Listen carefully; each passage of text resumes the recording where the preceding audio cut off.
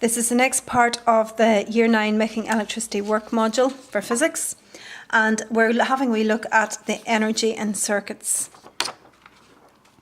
So here we have a circuit with a cell, wires and a lamp. When you connect your cell into the circuit, then this is a source of electrical energy. And when you do that, the energy is going to be changed as it moves around the circuit or used up. So the electrons are going to use up their energy as they move around, and in particular when they get through the lamp, which is a tiny thin filament, they're going to have to use an awful lot of energy to change that, or an awful lot of their energy is going to be changed into light. And so then they're pushed right round the circuit. All electrons move at once, but when the electrons have moved through the lamp, they've lost an awful lot of energy, and that is converted then. So we have a change from electrical energy to light energy.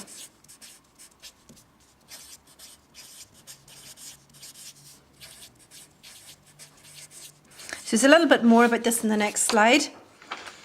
We know that energy can't be created or destroyed. In all devices and machines, including electrical circuits, energy is transferred from one type to another. So you learned that in Year 8 or Year 9. When this circuit is connected, so there's the circuit there, there's the cell, right round, there's the current flow, two bulbs, and back round, you maybe can't see this bit too well, but back round to the battery again. When this circuit is connected, chemical energy stored in the battery is transferred via electrical energy to heat and light energy in the bulbs. The total amount of heat and light energy is the same as the amount of chemical energy lost from the battery. So really, the source at the beginning, before the battery is connected into the circuit, is the source. In this case, if we're using a battery, it's chemical energy. And the last slide I said electrical. Once it starts to move, that's electrical energy. Down here I said only light energy, but there is also, with a light bulb, there's an awful lot of heat produced as well. We don't really want the heat. The main source of energy that we want out of those bulbs is light. So here's a couple of different energy transfers in electrical circuits. This is a battery, and 5 joules, if you have a starting chemical energy from the battery, 100 joules, you actually only find that 5 joules might be transferred to the bulb as light energy.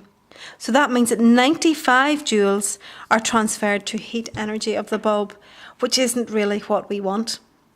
Most of the energy from the battery does not produce light. Most of it is wasted as heat. Now those are the older light bulbs. We now all have to buy the low energy light bulbs. You won't find any old light bulbs in the shops anymore, and they're much more efficient, which means they do their job much better, which means they waste much less energy, and they could be up to maybe 70 or 80% efficient. So 70 or 80 joules may be transferred to the bulb as light energy. And so when we're considering what the energy transfer is, we have to decide what sort of energy is electrical energy transferred into in these electrical devices. Now all those devices there are using battery power. So that's a bulb, a torch, a mobile phone, and that is a handheld drill. So they're using chemical energy to start off with, but once they're connected in and switched on, they're connected to an electrical circuit. So it's electrical energy which has been transferred. And so in this one, when you have a torch, you're obviously producing light. In a mobile phone, you're obviously producing, apart from other things, the main thing you want is sound. And in a handheld drill, you want to connect a bit in here which will turn a screw or whatever, so you want kinetic energy.